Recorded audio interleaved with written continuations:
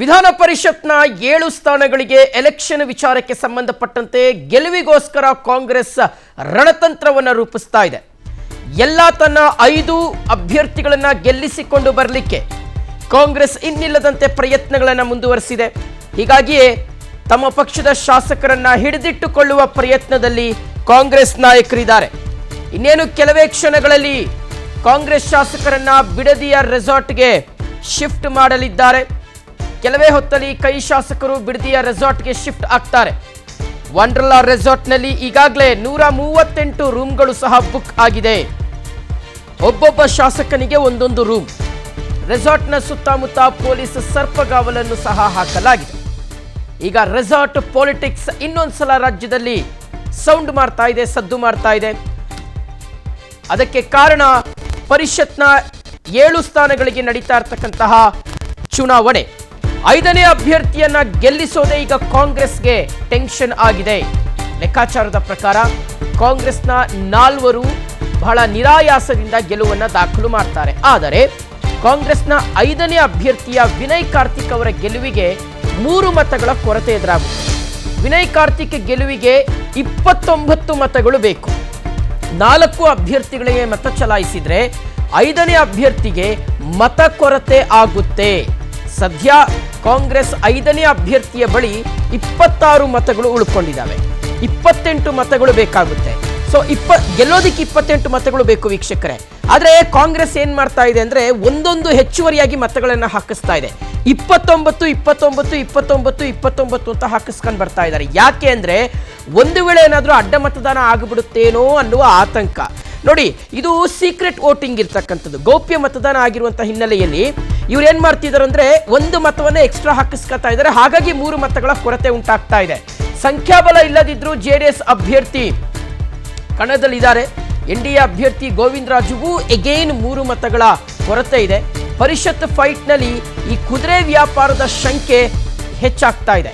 ಪ್ರತಿ ಅಭ್ಯರ್ಥಿ ಗೆಲ್ಲೋದಿಕ್ಕೆ ಮೊದಲ ಪ್ರಾಶಸ್ತ್ಯದ 28 ಮತಗಳು ಬೇಕು. ಜೆಡಿಎಸ್ ಹತ್ರ 18 ಶಾಸಕರಿದ್ದಾರೆ. ಬಿಜೆಪಿಯಿಂದ ಹೆಚ್ಚುವರಿಯಾಗಿ 6 ಶಾಸಕರನ್ನು ತಗತಾರೆ.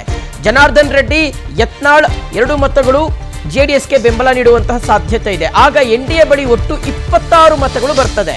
ಸೊ 26 ಮತಗಳು ಅಂದ್ರೆ ಇವ್ರು 29 ಹಾಕೊಳ್ಳಲ್ಲ ಬಿಡಿ, 28 ಅಂತ ಇವ್ರು ಲೆಕ್ಕ ಇಟ್ಕೋತಾರೆ. ಸೊ 28 ಅಂದ್ರೆ ಎಗೇನ್ ಅಲ್ಲೂ ಕೂಡ 2 ಮತಗಳ ಕೊರತೆ ಜೆಡಿಎಸ್ಗೆ ಬರುತ್ತೆ ಅಂತ. ಸೊ ಹಾಗಾಗಿ ಈಗ ಒಂದು ಕಡೆ ವಿನಯ್ ಕಾರ್ತಿಕ್ ಗೆಲ್ಲೋದಿಕ್ಕೆ 2 ಅಥವಾ 3 ಮತಗಳು ಬೇಕಾಗುತ್ತೆ. ಎಗೇನ್ ಜೆಡಿಎಸ್ನ ಗೋವಿಂದರಾಜು ಅವರು ಗೆಲ್ಲೋದಿಕ್ಕೂ ಸಹ 2 ಅಥವಾ 3 ಮತಗಳ ಕೊರತೆ ಇದೆ. ಸೊ ಹಾಗಾಗಿ ಈ ನಂಬರ್ ಗೇಮ್ ಇದೆಯಲ್ಲ, ಈ ನಂಬರ್ ಗೇಮ್ ಸಾಕಷ್ಟು ಇಂಟ್ರೆಸ್ಟ್ ಅನ್ನ ಜಾಸ್ತಿ ಮಾಡ್ತಾ ಇದೆ, ಕುತೂಹಲವನ್ನ ಜಾಸ್ತಿ ಮಾಡ್ತಾ ಇದೆ ವೀಕ್ಷಕರೇ.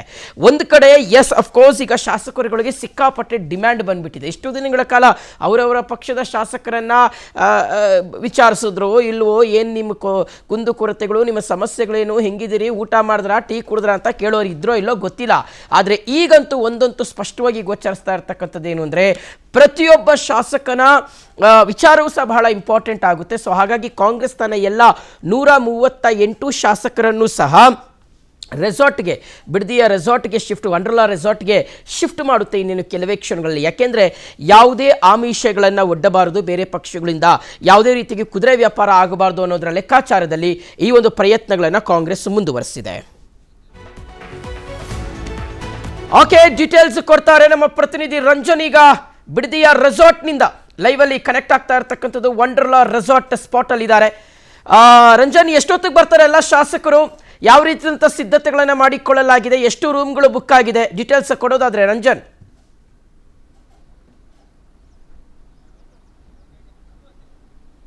ಶಿವಶಂಕರ್, ಖಂಡಿತವಾಗ್ಲೂ ಕೂಡ ಕರ್ನಾಟಕದ ರಾಜಕೀಯದಲ್ಲಿ ವಿಧಾನ ಪರಿಷತ್ತಿನ ಚುನಾವಣೆ ಕಾವು ರಂಗೇರ್ತಾ ಇದೆ. ಕಾಂಗ್ರೆಸ್ ರೆಸಾರ್ಟ್ ರಾಜಕೀಯವನ್ನ ಶುರು ಮಾಡಿದೆ. ಇವತ್ತು ಸಂಜೆ 6:15 ಕೈ ಶಾಸಕರು ಎಲ್ಲರೂ ಕೂಡ ಬಿಡದಿ ಬಳಿ ಇರುವಂತಹ ವಂಡರ್ಲಾ ರೆಸಾರ್ಟ್ ನಲ್ಲಿ ಬಂದು ಮೊಕ್ಕಮನ ಹೂಡ್ತಾರೆ. ಸುಮಾರು ಈಗಾಗಲೇ 138 ರೂಮ್ಗಳನ್ನ ಬುಕ್ ಮಾಡಿರುವಂತದ್ದು.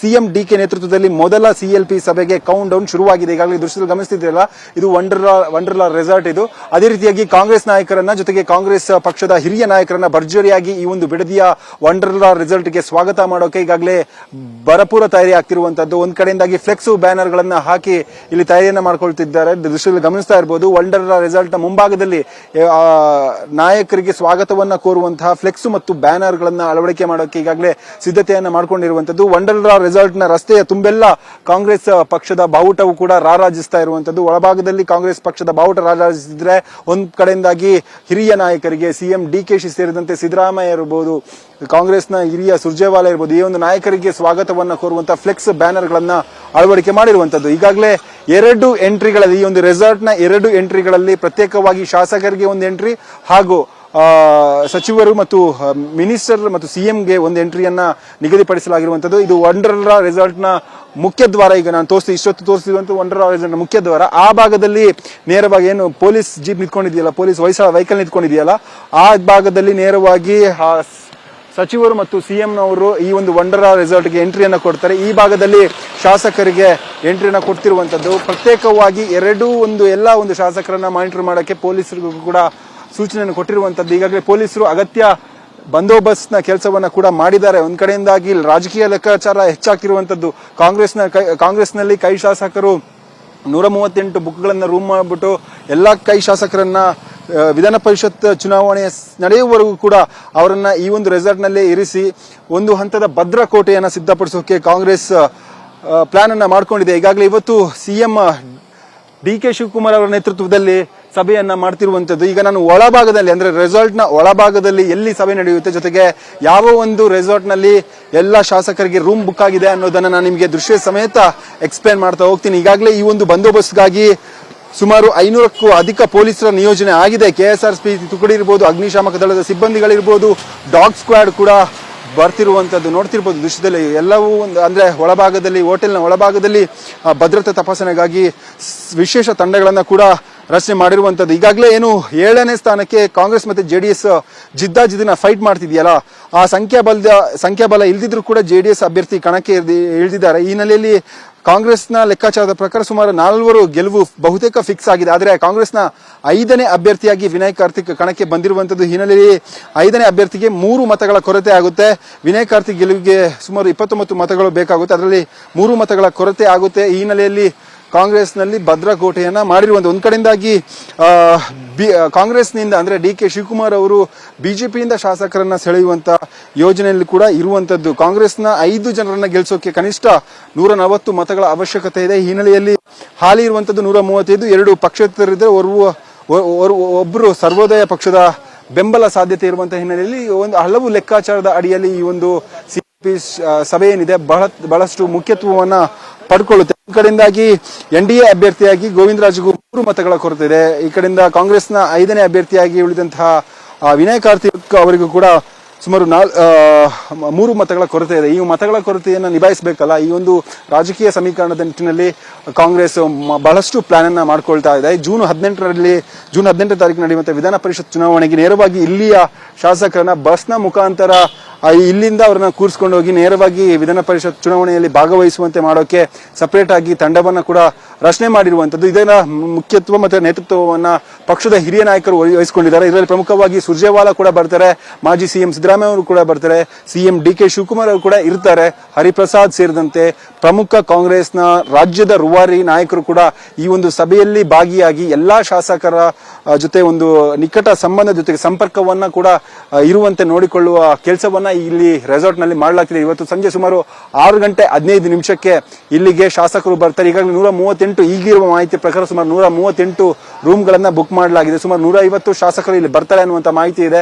ಬಂದಂತ ಶಾಸಕರು ನೇರವಾಗಿ ಅವರಿಗೆ ನಿಯೋಜಿಸಲಾಗಿರುವಂತಹ ರೂಮ್ಗೆ ತೆರಳಿ ಅದಾದ ಬಳಿಕ CLP ಸಭೆ ಏನಿದೆ ಎಕ್ಸಾಕ್ಟ್ ಆಗಿ 6:15 CLP ಸಭೆ ಆರಂಭ ಆಗುತ್ತೆ. ಸಿಎಂ ಡಿ.ಕೆ.ಶಿ ಅವರ ನೇತೃತ್ವದಲ್ಲಿ ಈ ಸಭೆಯಲ್ಲಿ ಹಲವು ಆಯಾಮಗಳ ಕುರಿತಾಗಿ ಚರ್ಚೆ ನಡೆಯುತ್ತೆ. ಒಂದ್ ಕಡೆಯಿಂದಾಗಿ ವಿಧಾನ ಪರಿಷತ್ನ ಚುನಾವಣೆಯಲ್ಲಿ ಹೇಗೆ ಗೆಲುವನ್ನು ಸಾಧಿಸಬೇಕು ಅನ್ನುವಂತ ನಿಟ್ಟಿನಲ್ಲಿ ಕೂಡ ಚರ್ಚೆ ಆದ್ರೆ, ಮತ್ತೊಂದು ಕಡೆಯಿಂದಾಗಿ ಸಚಿವರ ಖಾತೆ ಹಂಚಿಕೆ ವಿಚಾರವಾಗಿ ಕೂಡ ಚರ್ಚೆ ನಡೆಯುವಂತ ಸಾಧ್ಯತೆ ಇದೆ. ಈಗಾಗಲೇ ಸುಮಾರು ಮೊದಲ ಹಂತದ ಪ್ರಕ್ರಿಯೆಯಲ್ಲಿ ಹಿರಿಯ ನಾಯಕರಿಗೆ ಅವಕಾಶವನ್ನು ಕೊಡಲಾಗಿದೆ. ಎರಡನೇ ಹಂತದ ಪ್ರಕ್ರಿಯೆಯಲ್ಲಿ ಯಂಗ್ ಶಾಸಕರಿರ್ಬೋದು ಅಥವಾ ಈ ಒಂದು ಯಾರೆಲ್ಲ ಆಕಾಂಕ್ಷಿಗಳಿದ್ದಾರೆ ನೇರವಾಗಿ ನಮಗೆ ಸಚಿವ ಸ್ಥಾನ ಬೇಕು ಅಂತ ಹೇಳಿ ಕಾಂಗ್ರೆಸ್ನ ಹೈಕಮಾಂಡ್ನ ಬಾಗಿಲನ್ನು ತಟ್ಟಿದ್ರಲ್ವಾ ಸಿಎಂ DK ಶಿ ಅವರು ಸಿಎಂ ಆದಂತಹ ಮೊದಲ ದಿನದಿಂದಲೇ ಆ ಒಂದು ಶಾಸಕರನ್ನ ಮನವನ್ನ ಒಲಿಸುವಂತ ಕೂಡ ಕೆಲಸವನ್ನ ಮಾಡಲಾಗ್ತಿದೆ. ಈಗಾಗಲೇ ಪ್ರಮುಖ ನಾಯಕರು ಈ ಒಂದು ರೆಸಾರ್ಟ್ಗೆ ಎಂಟ್ರಿಯನ್ನು ಕೊಡ್ತಿರುವಂತದ್ದು ಬಹುತೇಕವಾಗಿ ಕಾಂಗ್ರೆಸ್ನ ರಾಮನಗರ ಶಾಸಕರು ಕೂಡ ಇಲ್ಲಿ ಲಭ್ಯರಾಗಿದ್ದಾರೆ. ಬಾಲಕೃಷ್ಣ ಅವರು ಕೂಡ ಮಾತನಾಡಿಸುವ ಸಂದರ್ಭದಲ್ಲಿ